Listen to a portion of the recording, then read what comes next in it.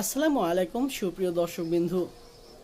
নিজেকে জীবিত প্রমাণ করার জন্য বিভিন্ন দপ্তরে দপ্তরে ঘুরে বেড়াচ্ছেন বৃদ্ধ বাবা তোফায়েল আহমেদ। এর এর পিছনের গল্পটা এরকম ছিল। তোফায়েল আহমেদের 3 ছেলে এবং 2 কন্যা সন্তান। তোফায়েল আহমেদের বড় ছেলে লুৎফুর রহমান তাকে মৃত ঘোষণা করে কাগজপত্র তৈরি করে এবং ওয়ারিশ হিসাবে শুধু একজন ছেলেকেই দেখানো হয়।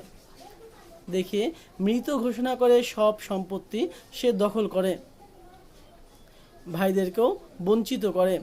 যেহেতু একজন ওয়ারিশ বাবা মরলে সে সম্পত্তি তো প্রথম ওয়ারিশই পাবে, সেই হিসাবে সমস্ত সম্পত্তি সে দখল করে নেয়। এমনকি তোফায়েল লুৎফুর রহমান তার বাবা তোফায়েল আহমেদ এবং তার মাকে বিভিন্নভাবে মারধরও করত এই জমির জন্য। এটাই বৃদ্ধ বাবা তোফায়েল আহমেদের অভিযোগ। তার ভাইদেরকে জিজ্ঞেস করা হলে তারাও বলে যে এই জায়গা জমি সম্পদ দখলের জন্য তারা আমার বাবাকে মৃত ঘোষণা করে কাগজপত্রে এবং ওয়ারিশ হিসাবে সেই থাকে। এ নিয়ে এলাকায় চাঞ্চল্যকর পরিবেশ সৃষ্টি হয়। বিভিন্ন দপ্তরে দপ্তরে ঘুরেও তোফায়েল আহমেদ নিজেকে জীবিত প্রমাণ করতে এখনও পারেনি।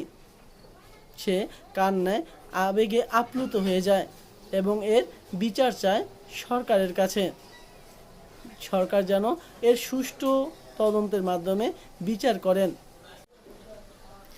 সাংবাদিকরা তোফায়েল আহমেদের বড় ছেলে লুৎফুর রহমানকে প্রশ্ন করে যে এই এই এটা তুমি কিভাবে করতে পেরেছো, বাবাকে মৃত হিসাবে ঘোষণা করে সমস্ত সময় দখল করেছো কিভাবে? এর উত্তরে লুৎফুর রহমান বলে যে এটা ভূমি অফিসের কর্মকর্তারা এটা আমাকে করে দিয়েছে, তাদের কাছ থেকে করে নিয়েছি। তো একটিবার চিন্তা করুন, ভূমি অফিসের কর্মকর্তারা একজন জীবিত মানুষকেও মৃত করে তার সম্পদগুলো অন্যের নামে দিতে পারে। এটা আমি আগে জানতাম না, এখন জানতে পেরেছি। তো আজকের মতো এই পর্যন্তই। আল্লাহ হাফেজ।